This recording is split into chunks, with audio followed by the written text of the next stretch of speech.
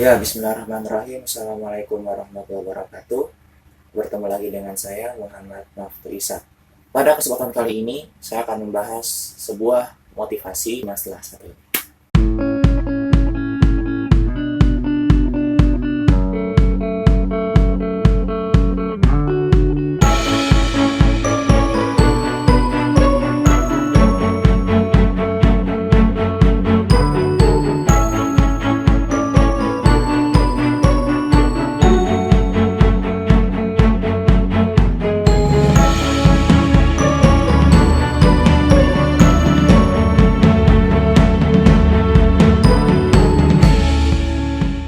Oke, kita akan langsung saja. Apa sih yang mau dibahas? Yaitu seberapa bangga Anda menjadi diri sendiri. Sebelum melangkah jauh ke sana, yang ingin saya tanyakan kepada semuanya, seberapa bangga sih diri kita ini terhadap diri kita sendiri? Kenapa saya angkat topik seperti ini? Karena banyak dari mungkin kita semua yang terkadang masih ingin menjadi diri orang lain. Bahkan kita masih suka ngiri, kalau bahasa kasarnya masih suka untuk enakan kayak dia ketimbang gue seperti ini. Nah, itu sebenarnya nggak boleh. Kenapa? Karena manusia itu ada banyak yang berbeda. Kenapa di dunia ini ada banyak perbedaan? Jawabannya ada dua. Dari sekian banyak jawaban, saya rangkum cuma dua di sini. Pada dasarnya, manusia itu nggak ada yang sama. Baik dari segi fisik, karakter, jiwa, semuanya nggak ada yang sama. Makanya Allah ciptakan manusia di dunia ini tuh berbeda-beda. Even yang kembar sekalipun, buktinya aja sidik jari manusia itu nggak ada yang sama. Jadi semuanya itu berbeda. Yang kembar saja identik itu berbeda. Allah buat berbeda dari apa sidik jarinya. Dan yang kedua, kenapa sih ada banyak perbedaan di dunia ini? Tujuan dari ini semua adalah saling melengkapi.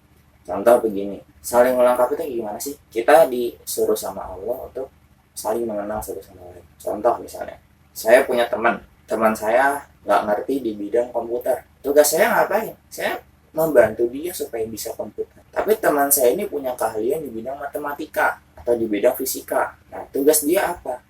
Mengajarkan saya tentang matematika dan fisika. Jadi, saling melengkapi apa kekurangan-kekurangan setiap manusia.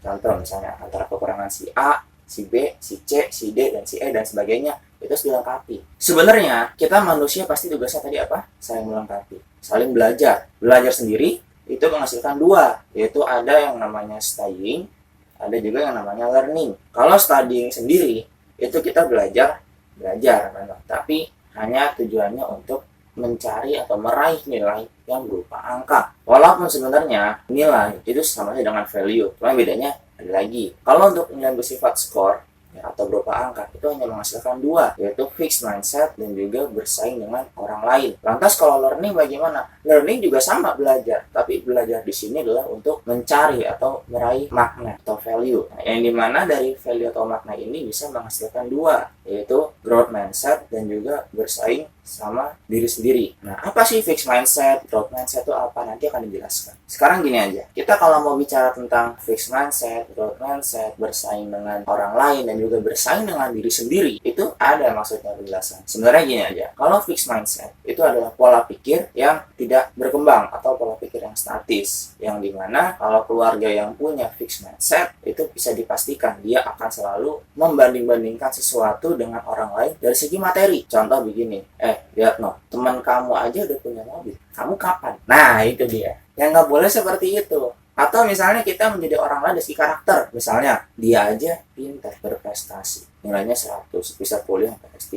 Kamu kalau sampai S2 doang, sampai S1. Sebenarnya, kita kalau dipaksa menjadi orang lain itu nggak enak. Nggak enaknya karena apa?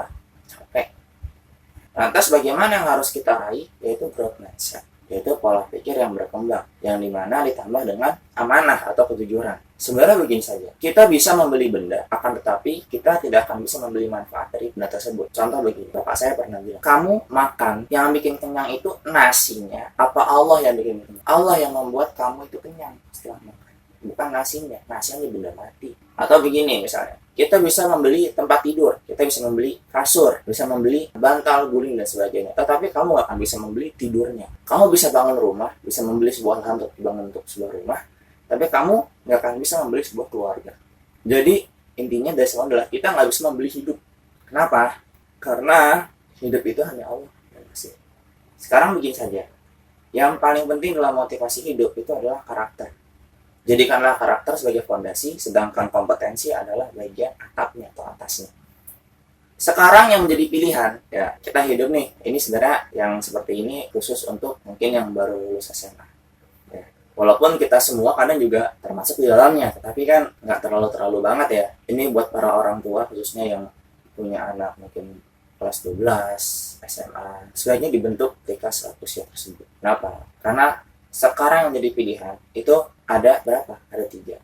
Kita mau kemana nih? Pertama bagi yang SMA ya, saya nggak memaksa kalian. Saya hanya ngasih 3 pilihan. Kalian mau gimana setelah lulus SMA? Kalian mau bekerja, work at office, ya sebagai karyawan, atau yang mau lebih enakan lagi yaitu membuka usaha, ya open a store, atau yang ketiga yaitu masuk kuliah, take university.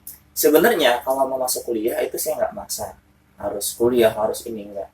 Tapi semua itu terserah kalian pilihannya. Kalian yang mau nanggung, kalian yang mau mulai dari mana itu terserah kalian.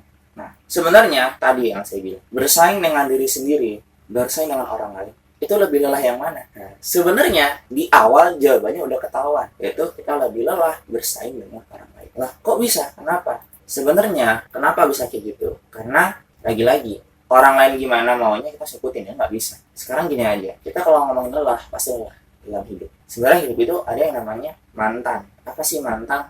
Mantan itu adalah masalah dan tantangan. Selama kita hidup di dunia ini, pasti ada masalah, ada tantangan. Selalu ada. Sampai kapan? Sampai kita meninggal dunia. Lantas cara menghadapi mantan seperti apa? Nah, cara menghadapi mantan itu bisa dengan mencari jalan keluar, atau kita mau mencari alasan, lari dari si mantan ini. Jadi kalau yang nanya, mantan itu apa sih? Mantan itu ya masalah dan tantangan, bukan bekas pacar. Sebenarnya hidup ini tuh kayak gimana sih? Ya ada 4. Yang pertama apa? Niatnya. Kita hidup ini niatnya mau ngapain sih? Yang kedua, cari ilmunya. Maksudnya apa? Belajar. Menuntut ilmu baik di sekolahan, di tempat kursus maupun di majelis taklim. Kita harus belajar, cari ilmunya. Yang ketiga apa? Sabar. Kita hidup, kenapa harus dibilang sabar? Karena gini, orang sabar itu kalau kata orang ya, disayang Allah. Iya, disayang Allah. Tapi bukan itu maksudnya. Sabar itu adalah kita harus tahan banting terhadap ujian apapun. Seberat apapun ujian kita harus sabar. Yang keempat adalah ikhlas. Nah, kenapa ikhlas ini saya tulis hurufnya kecil, ya tidak huruf besar, dan saya letakkan paling bawah? Karena ikhlas itu teorinya gampang, tapi prakteknya yang susah. Kadang kita ngomong dengan entengnya, saya ikhlas kok dia menikah dengan orang lain walaupun temanannya sama saya, ya kan, hidupnya bareng saya, tapi jodohnya sama orang lain. Saya ikhlas kok. Ikhlas mah gampang kita ngomong seperti itu. Cuma kita nggak tahu kan. Orang lain nggak tahu apakah saya beneran ikhlas atau enggak. Karena yang tahu ikhlas ini hanya Allah. Manusia nggak ada yang tahu. Dan ikhlas ini teorinya gampang, tapi prakteknya susah. Kalau ada orang yang bertanya, apa sih yang paling berharga dari waktu? Yang paling berharga dari waktu sebenarnya gini. Waktu itu ada 3. Ada past, present, future. Dan waktu ini nggak bisa diputar balikan. Kecuali kalau kita punya pintu Doraemon. Kita punya pintu ajaib yang bisa kemana-mana. Nah itu lain cerita. Tapi inilah barokahnya Allah. Waktu inilah yang gak bisa terulang kembali. Tapi kita bisa menghargai waktu, yaitu ada 3. Yaitu modelnya nafas. Kita kalau masih kasih nafas sama Allah, kita masih hidup. Kecuali kalau nafas ini udah diambil sama Allah, sakratul maut, dan kita meninggal dunia, itu udah gak bisa lagi. Yang kedua adalah asetnya waktu. Nah lagi-lagi asetnya adalah waktu. Kenapa waktu? Yang saya bilang waktu gak bisa diputarbalikkan. Waktu gak bisa diulang kembali. Yang akhirnya dari situlah kita harus bisa menghargai waktu. Dan yang ketiga adalah indikatornya bersyukur. Indikatornya kenapa harus bersyukur? Karena dalam hidup ini kita harus selalu bersyukur, ikhlas, dan jangan lupa bahagia. Kita harus bersyukur karena apa? Kita harus bisa mengucap Alhamdulillah. Tapi ingat, Alhamdulillahnya ini bukan untuk pamer. Tetapi Alhamdulillahnya ini kita mengucap Alhamdulillah itu untuk mensyukuri apa yang diberikan dari Allah pada kita maksudnya. Contoh begini misalnya. Saya jadi teringat dengan temannya adik saya, masih SMA, teman SMA-nya suatu kelas. Yaitu orang tuanya Allah panggil. Saya sebenarnya sangat kasihan, apalagi kondisinya temannya adik saya itu sangat memprihatinkan dari segi ekonomi. Tiba-tiba Allah ambil. Saya sangat kasihan, sedih gitu. Dan dari situlah kita harus senantiasa mengucapkan Alhamdulillah atas apa yang kita punya. Karena begini, kita masih mending punya daripada nggak punya. Kita punya rumah, coba yang ada di luar sana yang mungkin belum punya rumah. Makanya kata Allah, jangan kufur nikmat. Kita harus bersyukur apa yang kasih Allah. Masih mending bisa punya rumah walaupun kecil daripada yang nggak punya rumah bagaimana. Masih mending kita bisa makan walaupun cuma tahu tempe daripada yang nggak bisa makan. Masih mending kita bisa tidur di kasur yang empuk daripada yang nggak bisa tidur di kasur yang empuk. Alhamdulillah kita punya anak, coba dan belum punya anak. Yang kedua adalah ikhlas, kita harus ikhlas. Walaupun pada dasarnya teorinya gampang, tapi prakteknya susah. Nah itu dia. Yang ketiga adalah jangan lupa bahagia. Kita harus bahagia yang dimana kita punya keluarga, deketin mereka. Nah sini nah, kalau yang punya istri, sayangku sini sayangku. Mari kita ngobrol. Kita berbahagia di situ. Kurang lebih itu yang hanya bisa saya sampaikan. Kalau misalnya ada yang salah-salah kata atau perbuatan, mohon dimaafkan. Dan jangan lupa untuk komentar di video ini. Di bawah ya komentar. Jangan lupa untuk klik like dan juga subscribe-nya. Mudah-mudahan video saya ini bisa membawa banyak manfaat bagi banyak orang. Sekian dan terima kasih. Wassalamualaikum warahmatullahi wabarakatuh.